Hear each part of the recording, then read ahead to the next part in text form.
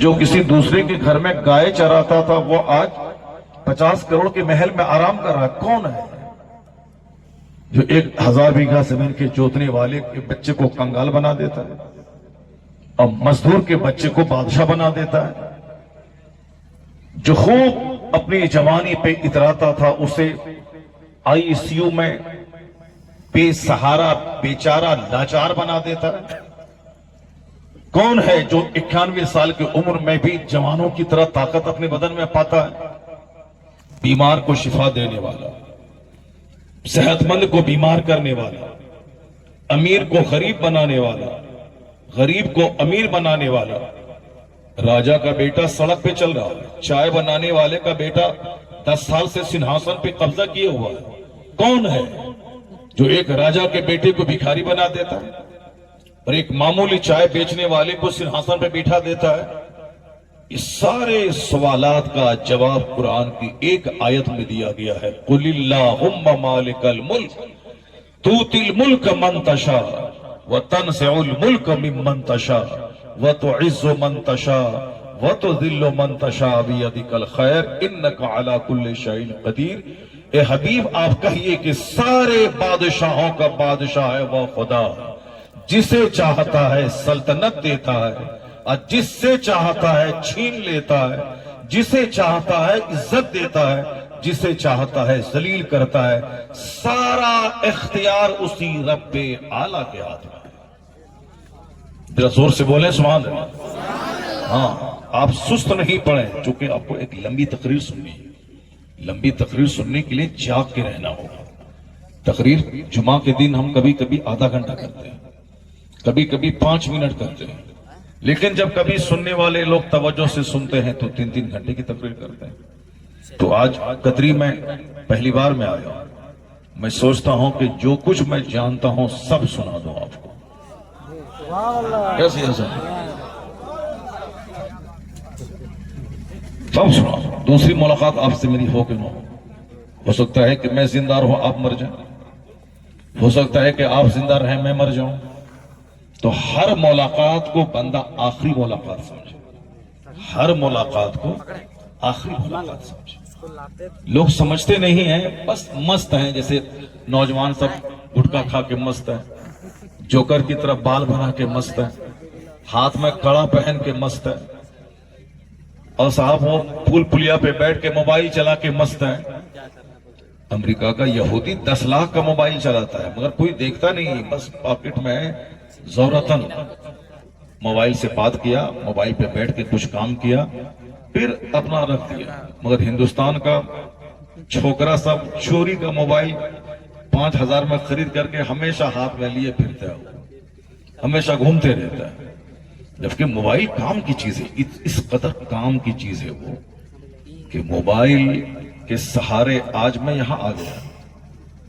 نہ کوئی خط نہ کوئی کتابت، بس موبائل ہے. حضرت جلسہ ہے، ٹھیک ہے، حضرت موبائل سے سفر خرچ میں ڈال رہا ہوں، ٹھیک ہے، موبائل سے سب ہو گیا. سفر کا خرچہ چلا گیا، دعوت ہو گئی. یہ موبائل بیکار چیز نہیں ہے. جو لوگ بولتے ہیں موبائل بہت بیکار چیز ہے، موبائل بیکار چیز نہیں ہے. موبائل اتنی اچھی چیز ہے کہ آپ کا بیٹا امریکہ میں رہتا ہے، 1 سیکنڈ میں اس سے کنیکٹڈ ہو گیا، کنیکٹڈ ہو گیا. ہماری بیٹی ابو دھابی میں رہتی ہے، میرے داماد وہاں رہتے ہیں. ہم تو بہت کم بات کرتے ہیں، مہینہ 2 مہینہ یا 15-20 دن پہ کبھی کبھار بچی کا میسج آ گیا. مگر گھر میں ان کی ماں ہے وہ ڈیلی بات کرتی ہے. اب روزانہ، اور ہم اپنی بیوی سے پوچھتے ہیں کہ بتاؤ عائشہ کیسی ہے، تو یہ ہم کو خبر ان کی بتاتی ہے. روزانہ کنیکٹڈ رہتی ہے ماں. گھر میں کوئی کام نہیں ہے تو وہاں وہ بھی ہے، یہاں یہ ہے. یہ بتائیں کہ جو مہینہ دن کے بعد جس کا خط جاتا، مہینہ دن کے بعد اس کا جواب آتا، 1 منٹ میں ملاقات ہو جاتی. کتنی اچھی چیز ہے یہ، لیکن اس کا غلط استعمال کتنے لوگوں کو تباہ و برباد کرتا.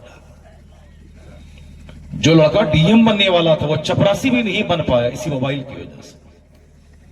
جس کو انجینئر بننا تھا وہ नाकारा, सेहत के एतबार से चौपट बन गया इसी मोबाइल की वजह से।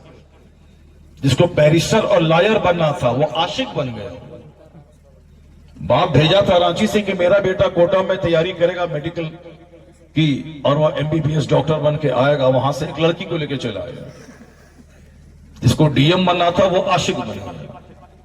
इसी मोबाइल ने उसको आशिक बना दिया।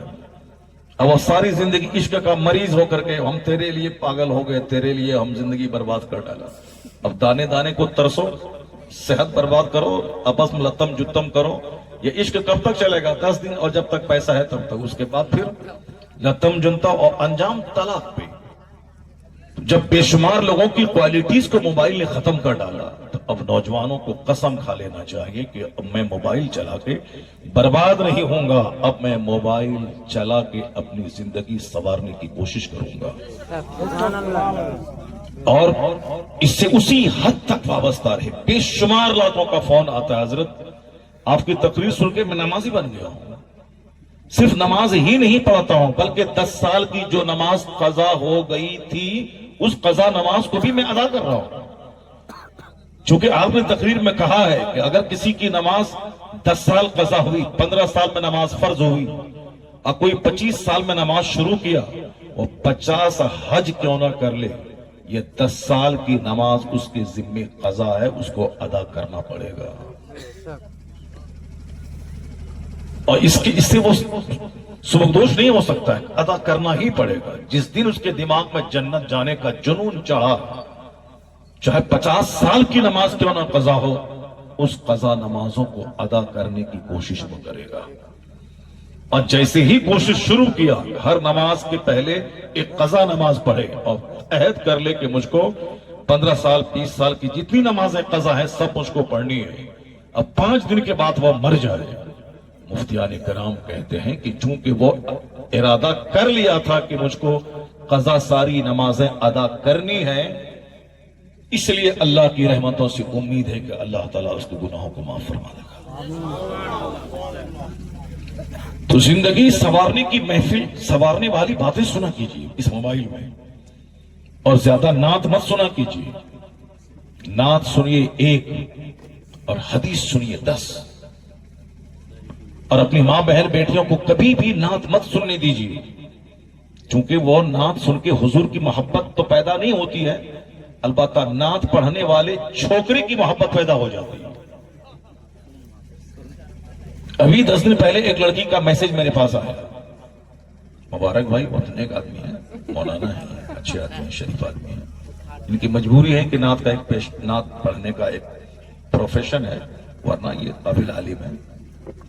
अपना एक ट्रेंड चल पड़ा है नात पढ़ने का, पैसा कमाने का, तो आदमी कर रहा है, वरना ये मशगला इनका नहीं था। अच्छा आलिम है, तो ये अपने ऊपर नहीं ले। एक लड़की का मैसेज मेरे पास आया, कहा हुजूर आप सबकी इस्लाह करते हैं, सबकी इस्लाह करते हैं। एक शायर नाम लेके उन्होंने, वो नाम मैं नहीं लूंगा, उसका नाम लेके वो बोली कि फला शायर को भी आप समझाइए, वो हमको तंग करता है, और तंग करने के बाद यहां तक हमको कहा कि चलो एक साथ होटल में चलो, जरा बताएं। हालांकि मैंने उनसे कहा कि इस हद तक तुमने पहुंचने के लिए क्यों दिया? क्या कोई आदमी किसी से बात करते हुए अचानक ये बात कर देगा कि चलो होटल चलो? इसका मतलब है कि तुमने उसको लिफ्ट दिया होगा, बात शुरू किया होगा, तब ना यहां तक बात पहुंची। मैंने उसको डांट दिया उसको। मगर एक बात मैं कहता हूं, और ये उनके बात से पहले से मैं कह रहा हूं, लड़कियां बिल्कुल ही नात ना सुने, नात ना पढ़ें। अगर नात पढ़ना है तो आला हजरत की सिर्फ 2 नात याद कर ले, चमक तुझसे पाते हैं सब पाने वाले, सबसे आला व औला हमारा नबी। इसी को याद कर लें और रात की तन्हाई में मदीना शरीफ की तरफ तवज्जो होकर हुजूर को नात सुनाएं। आला हजरत शायर थे, मगर वो रात के 2 बजे उठकर नात लिखते थे, नात पढ़ते थे और हुजूर को नात सुनाते थे। एक बंदा आके कहा था कि हम नात सुनते लिखे हैं, जरा देखिए कैसा है। हुजूर की मोहब्बत में दिल जल रहा है, तड़प रहा हूं। تو اعلیٰ حضرت نے کہا کہ اگر تمہاری کیفیت یہی ہے کہ حضور کی محبت میں تم دل جل آ رہے ہو، تڑپ رہے ہو، تب تو تم ولی ہو، میں تیرا ہاتھ چوم لیتا ہوں۔ اگر یہ کیفیت نہیں ہے، صرف الفاظ کی بازی گیری ہے، تو پھر تم جھوٹے ہو۔ میں جھوٹے کی بات نہیں سنتا۔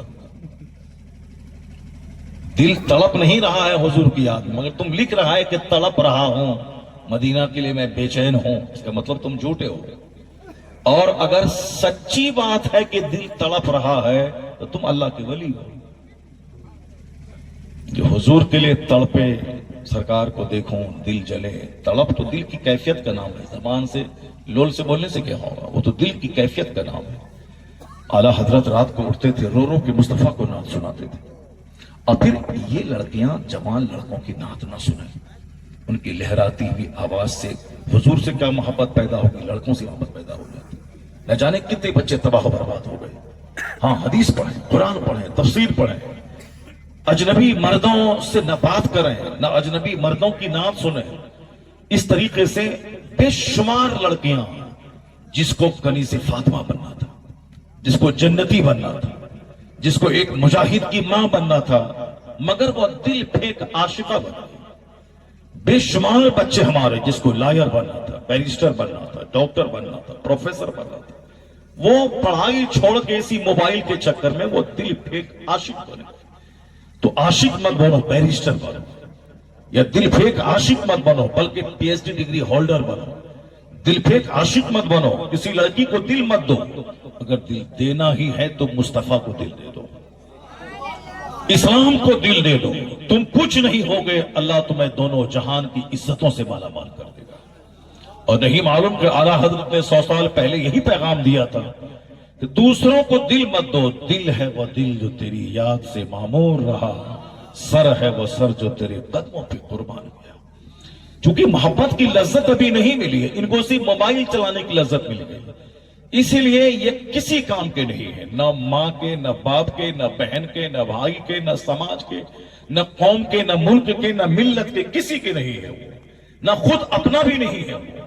اپنا آدمی وہی ہے جو اپنے ہیلتھ کا ہو، اپنی صحت کا ہو، اپنی عزت کا ہو، اپنی آخرت کا ہو، اپنی دنیا کا ہو، تب نہ وہ آدمی اپنا ہے۔ یہ تو اپنا دشمن ہے، اپنی صحت کا دشمن، اپنے ماں باپ کا دشمن، سماج کا دشمن۔ تو موبائل بری چیز نہیں ہے، بہت اچھی چیز ہے، اس کا استعمال برا ہے، اس کا غلط استعمال کرنا برا ہے۔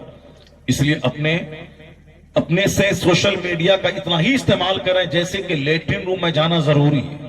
اگر کوئی نہیں جائے گا تو سر پھٹ جائے گا، وہ مر جائے گا۔ اگر کوئی لیٹرن روم میں 24 گھنٹے رہے گا، وہ تباہ و برباد ہو جائے گا۔